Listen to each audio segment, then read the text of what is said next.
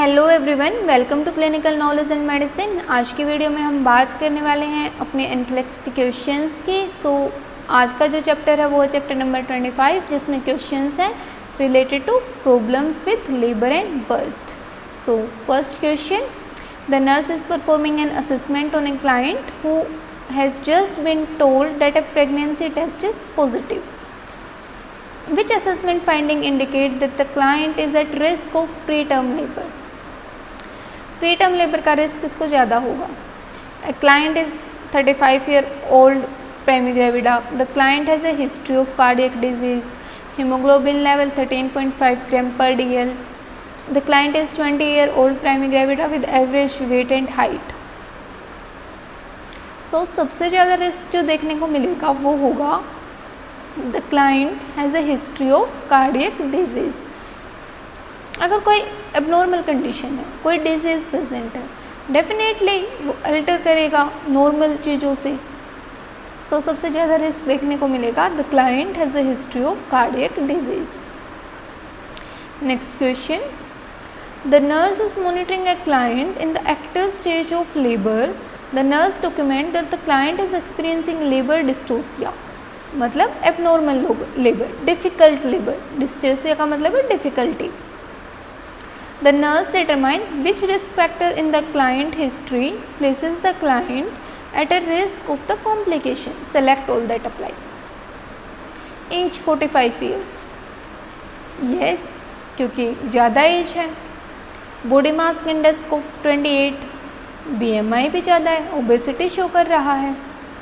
Previous difficulty with fertility, yes.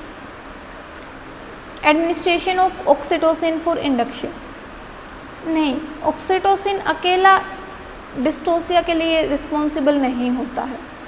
Potassium level of 3.6 milliequivalent per litre, ये तो normal level है।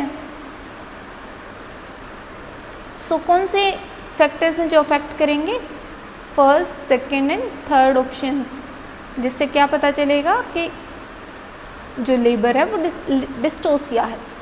Next question, the nurse in a birthing room is monitoring a client with dystocia for signs of fetal और maternal compromise. Which assessment finding would alert the nurse to a compromise? Maternal fatigue हो जाता है female को, क्योंकि continue labour pains आ रहे हैं, push कर रही है female. Coordinated uterine contractions, coordinated uterine contractions हैं, इसका मतलब लेबर अच्छा है, प्रोग्रेस कर रहा है। Progressive changes in the cervix, ये सर्विक्स में भी चेंजेस होते हैं, dilatation and effacement. Persistent non reassuring fetal heart rate, this is not good. Fetal heart rate non reassuring है। Next question, the nurse in a labour room is preparing to care for a client with hypertonic uterine contractions. The nurse is told that the client is experiencing uncoordinated contractions that are erratic in their frequency, duration, intensity. What is the priority nursing action? Uncoordinated contractions हैं, hypertonic uterine contractions हैं। ये false labour pain को में भी indicate कर रहे हैं। Statements देखते हैं। Provide pain relief measures, prepare the client for amniotomy, promote ambulation every 30 minutes, monitor the oxygen infusion closely. Oxygen infusion को स्टॉप कर देना होता है जब हाइपरटोनिक कॉन्ट्रैक्शंस होते हैं। एम्बुलेशन नहीं करना होता है, इवन रेस्ट करना होता है हाइपरटोनिक यूट्राइन कॉन्ट्रैक्शंस में। एम्नियोटमी नहीं करेंगे। Pen relief measures, provide pain relief measures is the priority nursing action for this condition. Next question, the nurse is reviewing the primary healthcare provider prescription for a client admitted with premature rupture of the membranes. Gestational age of the fetus is determined to be 37 weeks. Which prescription would the nurse question? Monitor fetal heart rate continuously, monitor maternal vital signs frequently, perform a PV examination every shift, administer an antibiotic prescription per agency protocol. Question जिस statement पे होगा वो है ये वाली।